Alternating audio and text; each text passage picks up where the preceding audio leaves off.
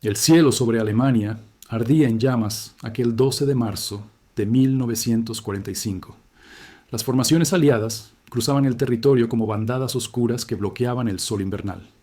Entre las nubes, el motor a reacción del Messerschmitt Me-262 rugía con una potencia que desafiaba todo lo conocido hasta entonces. Al mando de aquella máquina revolucionaria volaba el Oberleutnant Klaus Reinhardt, un piloto de 32 años cuyo rostro, marcado por 3 inviernos de combate, reflejaba el agotamiento de una nación al borde del colapso. Klaus apretaba los controles mientras el combustible descendía peligrosamente en los indicadores.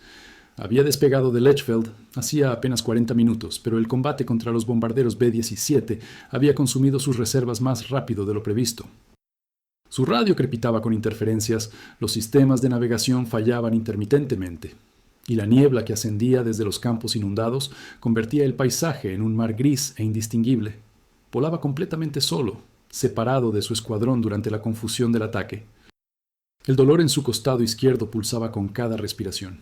Fragmentos de metralla de un B-17 que había derribado antes de que su artillero trasero lograra alcanzarlo.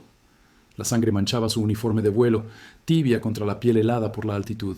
Klaus sabía que no llegaría a Lechfeld.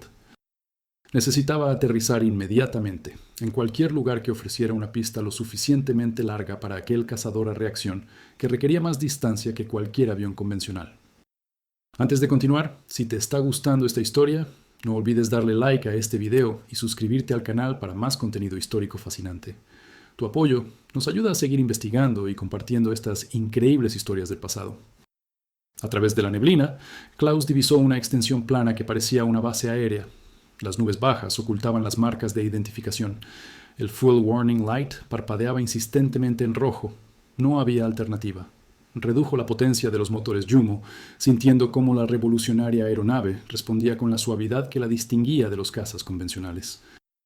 Descendió atravesando la capa de nubes, el altímetro marcando metros que desaparecían rápidamente. Cuando emergió bajo la cobertura nubosa, su corazón se detuvo. Las pistas que se extendían ante él no mostraban las cruces negras de la Luftwaffe. En su lugar, las inconfundibles barras y estrellas estadounidenses decoraban los hangares y las torres de control. Klaus había aterrizado en la base aérea de Rhein, Maine, recientemente capturada por las fuerzas aliadas del Tercer Ejército de Patton apenas 2 semanas antes.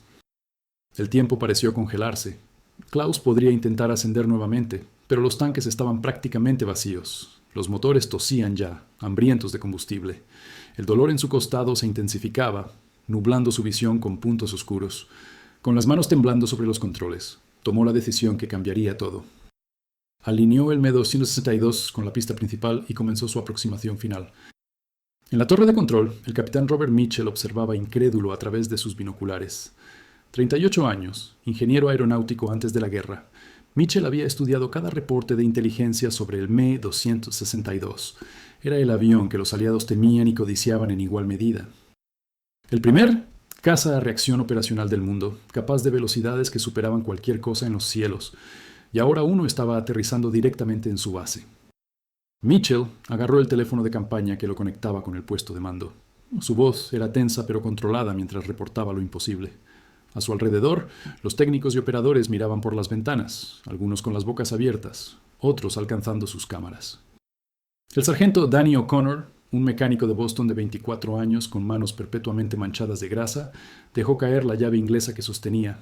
Había visto P-51, Spitfires, incluso algunos FW-190 capturados, pero esto era diferente.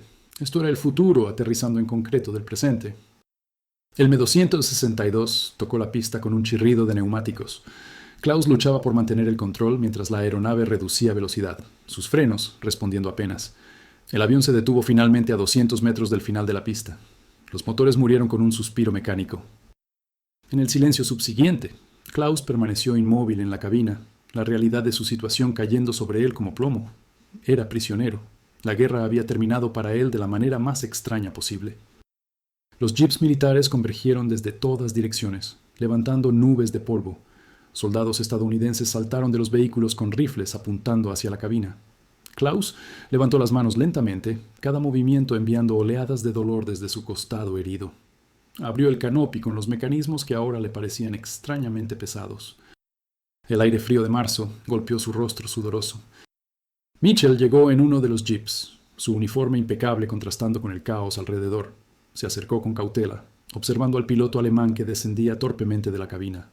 La mancha oscura de sangre en el uniforme de Klaus no pasó desapercibida. Mitchell hizo una señal a los médicos de combate que esperaban a distancia. Klaus tocó el suelo con piernas temblorosas. El mundo giraba ligeramente. Desabrochó su pistola Walther P-38 del cinturón y la dejó caer al pavimento, el metal resonando contra el concreto.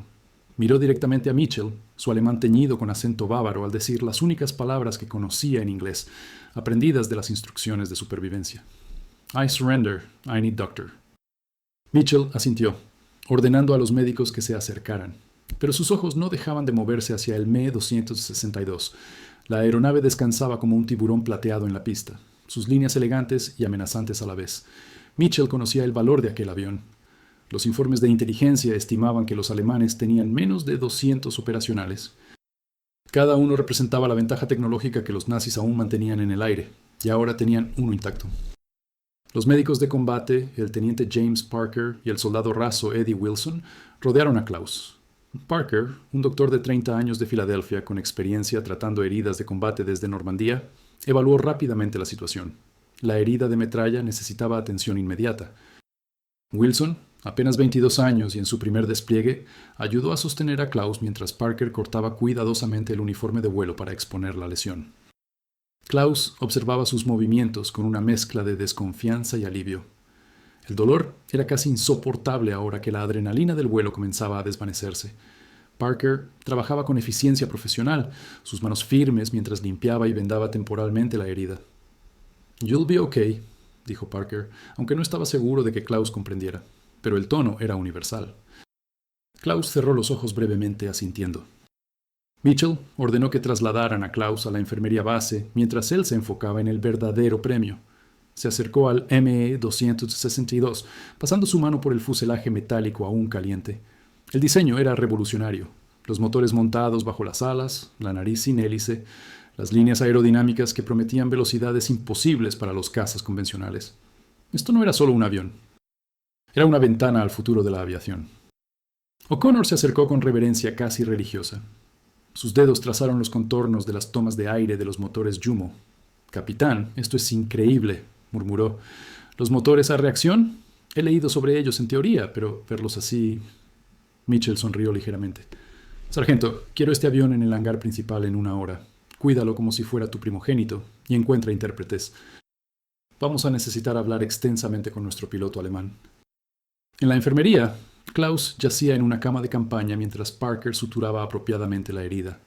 El morfina comenzaba a hacer efecto, suavizando los bordes afilados del dolor. Klaus miraba el techo de lona, procesando lo surreal de su situación. Hacía apenas 2 horas volaba en misión de combate para el Reich. Ahora era prisionero de guerra, su avión en manos enemigas, su futuro completamente incierto. Un soldado entró en la enfermería. El soldado de primera clase Hans Weber, un alemán americano de Milwaukee cuya familia había emigrado en 1930.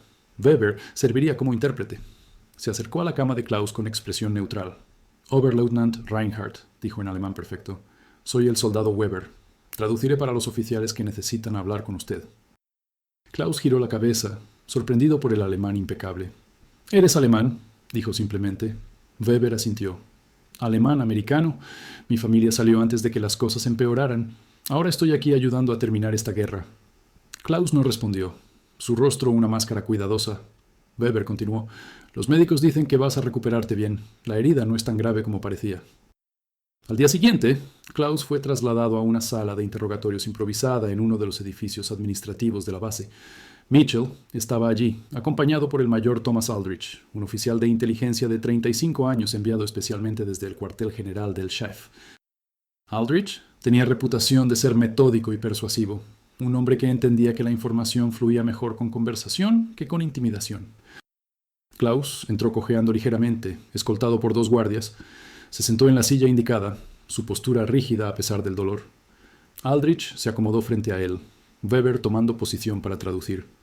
«Oberleutnant Reinhardt», comenzó Aldrich a través de Weber, «antes que nada, déjeme asegurarle que será tratado de acuerdo con las convenciones de Ginebra. No estamos aquí para amenazarlo o lastimarlo, pero sí necesitamos información». Klaus permaneció en silencio, mirando fijamente al frente. Aldrich esperó pacientemente antes de continuar. Entiendo su posición. Es un soldado, tiene deberes. Pero la guerra está terminando, Oberleutnant. Berlín está rodeado. Los rusos avanzan desde el este, nosotros desde el oeste. Es cuestión de semanas, quizás días. La información que proporcione ahora no cambiará el resultado de la guerra, pero podría salvar vidas. Klaus habló finalmente, su voz ronca. Nombre, rango, número de servicio. Es todo lo que debo decir. Aldrich asintió comprensivamente. Correcto. Pero considere esto. Ese avión que voló hasta aquí, el Mi-262, representa tecnología que continuará desarrollándose después de la guerra. Su conocimiento sobre los sistemas, las capacidades operacionales, las limitaciones. Esa información no sirve a un Reich que está colapsando, pero podría servir al futuro de la aviación. Mitchell intervino, su tono más pragmático. Oberleutnant, soy ingeniero. He estado estudiando ese avión desde que aterrizó. Es brillante, revolucionario, pero hay cosas que no puedo entender solo mirándolo. Los procedimientos de operación, las peculiaridades del motor, los límites estructurales. Necesito a alguien que realmente lo haya volado. Alguien como usted. Klaus los observó a ambos, su mente trabajando a través de las implicaciones. Había jurado lealtad al Reich, a Hitler, a la causa alemana. Pero, ¿qué significaba esa lealtad ahora? Las ciudades alemanas eran escombros. Sus camaradas morían por miles cada día en batallas que solo retrasaban lo inevitable. Su familia en Múnich, si aún vivían, sufrían bajo bombardeos constantes. ¿Qué servía su silencio? Los días siguientes establecieron una rutina extraña. Por las mañanas, Klaus era llevado al hangar, donde el Me-262 había sido cuidadosamente posicionado. Mitchell y su equipo de técnicos lo rodeaban, haciendo preguntas técnicas específicas que Weber traducía. Klaus respondía inicialmente con monosílabos, información básica que cualquier mecánico podría deducir. Pero gradualmente, casi sin darse cuenta, comenzó a explicar más. Los motores Jumo 004 son temperamentales, explicó un día mientras observaba a O'Connor examinar las turbinas. Requieren aceleración gradual. Si avanzas la palanca demasiado rápido, el combustible inunda las cámaras y el motor puede incendiarse o detenerse. Es una de las razones por las que perdemos tantos aviones en despegue. O'Connor escuchaba fascinado, tomando notas mentales. Mitchell traducía cada palabra a diagramas y anotaciones. Las tardes, Klaus las pasaba en sesiones con Aldrich, discutiendo no tanto tácticas específicas, sino la situación general de la Luftwaffe, la escasez de combustible que mantenía la mayoría de los Mi-262 en tierra, los pilotos novatos que morían en sus primeras misiones porque el entrenamiento se había reducido a semanas, la desorganización del mando que a menudo resultaba en aviones desplegados sin cobertura o inteligencia adecuada. ¿Por qué me cuentas todo esto?, preguntó Aldrich un día, genuinamente curioso. Klaus guardó silencio por largo tiempo antes de responder. Porque ya no importa. Porque cada día que pasa, recibo cartas de mi hermana en Múnich describiendo el hambre, el miedo, la destrucción. Porque vuelo misiones sabiendo que estamos retrasando lo inevitable, mientras más personas mueren. Quizás, solo quizás, si esta guerra termina más rápido, menos personas sufrirán. La confesión colgó en el aire entre ellos. Aldrich asintió lentamente, respetando la honestidad difícil de aquellas palabras. Weber, traduciendo, sintió un nudo en su garganta. La guerra convertía a todos en filósofos involuntarios, forzándolos a contemplar imposibilidades morales. Mitchell progresaba rápidamente en su comprensión del Me-262. Con la ayuda de Klaus, identificaron las vulnerabilidades clave del diseño. Los motores tenían vida útil de apenas 25 horas antes de requerir reemplazo completo. Las altas velocidades sometían la estructura a tensiones que a veces resultaban en fallas catastróficas. El sistema de armamento, aunque poderoso, sufría de problemas de sincronización a velocidades máximas. Esto es oro puro, comentó Mitchell una noche mientras revisaba sus notas. O'Connor, trabajando tarde en el hangar, levantó la vista. ¿Cree que construiremos algo así, capitán? Mitchell consideró la pregunta. No solo lo construiremos, sargento. Lo mejoraremos. La guerra ha acelerado el desarrollo tecnológico en décadas. Cuando esto termine, la aviación nunca será la misma. Para Klaus, las semanas en Rhein-Main adquirieron una cualidad surreal. Era prisionero, pero tratado con respeto profesional inusual. Los guardias lo vigilaban, pero no con hostilidad. Comía en un comedor segregado donde otros prisioneros alemanes lo miraban con mezcla de admiración y sospecha. Algunos susurraban traidor cuando pasaba. Otros simplemente parecían aliviados de haber sobrevivido. de estar fuera del infierno que Alemania se había convertido. Un tarde de abril, Weber entró en la habitación de Klaus con un periódico. Oberleutnant, pensé que debería ver esto. Era un ejemplar del Stars and Stripes, el periódico militar estadounidense. El titular proclamaba la muerte de Hitler en su búnker de Berlín. Klaus leyó el artículo en silencio, su expresión indescifrable. Weber esperó pacientemente. «Entonces, realmente ha terminado», dijo Klaus finalmente. Weber asintió. «Los alemanes en el oeste se están rindiendo en masa. Los rusos están en Berlín. Es cuestión de días antes de la rendición formal». Klaus dejó el periódico sobre la mesa, sus manos temblando ligeramente. 3 años, murmuró. 3 años volando, viendo morir a mis amigos, bombardeando ciudades, siendo bombardeado. Y termina así, con un hombre cobarde suicidándose en un búnker mientras millones mueren por sus delirios. La amargura en su voz era palpable. Weber no intentó consolar o contradecir. Simplemente se sentó al lado de Klaus en silencio compartido. Afuera, la primavera alemana florecía indiferente a las tragedias humanas. Los árboles brotaban verdes, los pájaros cantaban. La vida continuaba su ciclo eterno mientras imperios colapsaban. El 8 de mayo llegó la rendición incondicional de Alemania. La base de Rhein-Main estalló en celebración. Soldados estadounidenses gritaban, disparaban al aire, se abrazaban con lágrimas de alivio. La guerra en Europa había terminado. En el área de prisioneros, los alemanes recibieron la noticia con silencio pesado. Algunos lloraban. Otros parecían simplemente exhaustos, vaciados de toda emoción. Klaus observaba desde su ventana la celebración. Mitchell lo encontró allí más tarde, ambos hombres mirando la fiesta que se desarrollaba afuera. «¿Cómo se siente?», preguntó Mitchell. Klaus consideró la pregunta. «Vacío», admitió finalmente, aliviado de que haya terminado, aterrorizado por lo que viene, avergonzado de lo que hicimos, de lo que permitimos, confundido sobre quién soy ahora que ya no soy soldado del Reich. Mitchell asintió. «El Me-262 que volaste aquí, Oberleutnant, ha sido invaluable. La información que proporcionaste también, eso cuenta para algo». Klaus rió sin humor. «¿Cuenta? Traicioné a mi país, capitán. Ayudé al enemigo. Algunos dirían que no tengo honor». Mitchell lo miró directamente. «Yo diría que tuviste el coraje de reconocer una causa perdida y elegiste ayudar a terminar el sufrimiento más rápido. Eso requiere un tipo diferente de honor». Los meses siguientes fueron periodo de transición caótico. Klaus fue transferido a un campo de prisioneros más grande cerca de Frankfurt, mientras se procesaban millones de soldados alemanes capturados. El Me-262 fue cuidadosamente empaquetado y enviado a Estados Unidos para estudios exhaustivos. Se convertiría en pieza central del desarrollo aeronáutico estadounidense en la posguerra, influenciando diseños que eventualmente llevarían a los cazas a reacción modernos. Mitchell escribió reportes detallados sobre todo lo aprendido de Klaus. Los documentos circularon entre ingenieros y diseñadores, sembrando semillas de innovaciones futuras. El conocimiento adquirido de ese aterrizaje accidental aceleró programas que de otra manera habrían tomado años en desarrollarse. En cierto sentido, Klaus había efectivamente cambiado el curso de la aviación posguerra, aunque nunca recibiría crédito público por ello. En diciembre de 1946, Klaus fue finalmente liberado del campo de prisioneros.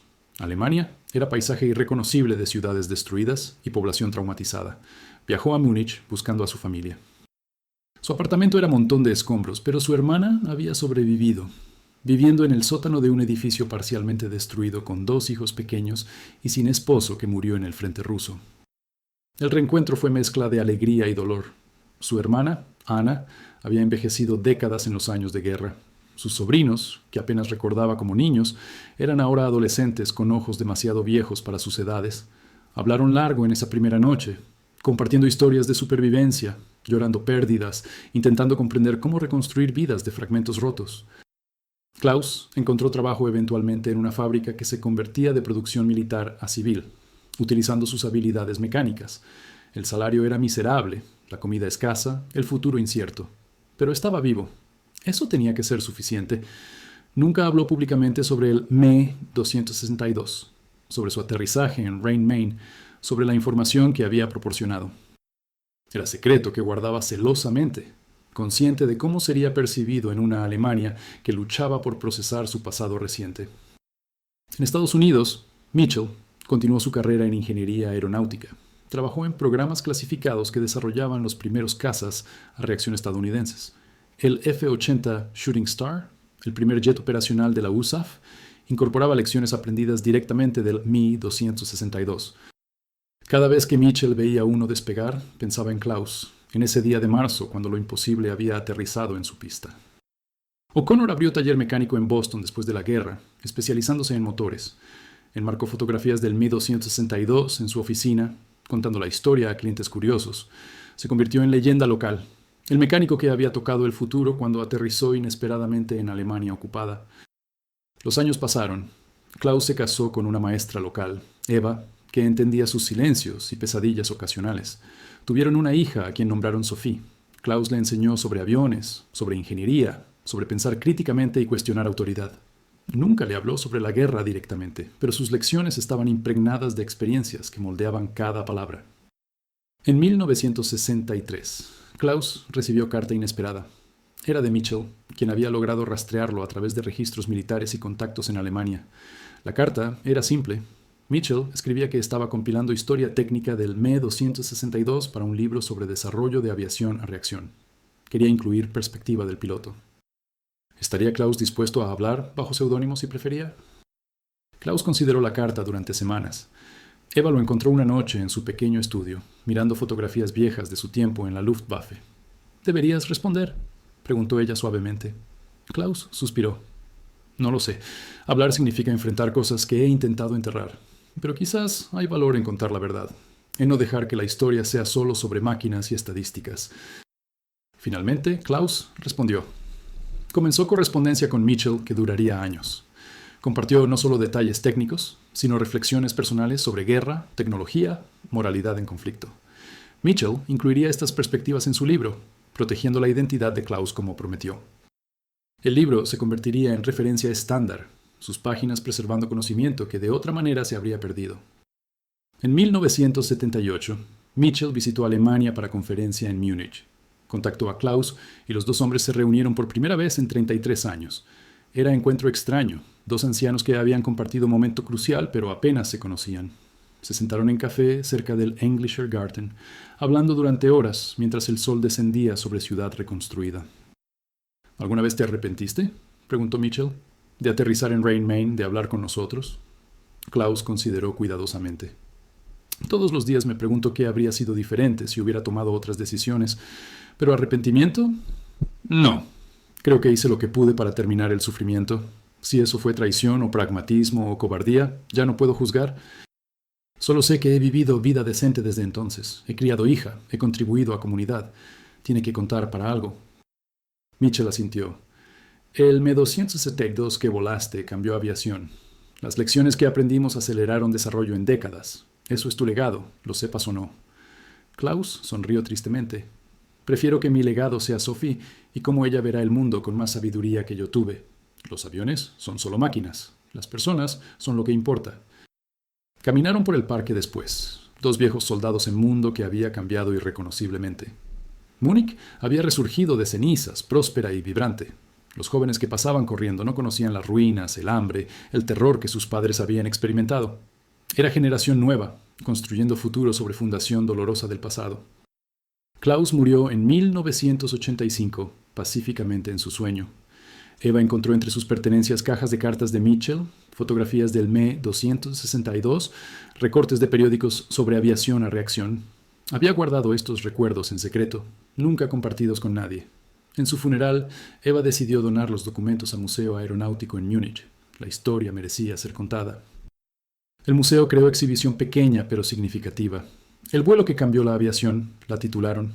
Presentaba fotografías del Me-262, extractos de cartas de Klaus y Mitchell, explicaciones técnicas del impacto del avión en desarrollos posteriores. Sophie asistió a la inauguración, ahora mujer de 40 años con sus propios hijos, viendo por primera vez el alcance completo de lo que su padre había vivido y guardado silencio. Hoy, el Me-262 que Klaus aterrizó accidentalmente en Rhein-Main reside en museo estadounidense, preservado cuidadosamente. Las placas explican su significado técnico, pero omiten historia humana detrás. No mencionan piloto alemán herido que aterrizó en base enemiga. No hablan de ingeniero estadounidense que vio oportunidad en lugar de solo enemigo. No cuentan sobre traductor alemán-americano que construyó puentes entre mundos en guerra. Pero la historia persiste en cartas, memorias, documentos archivados.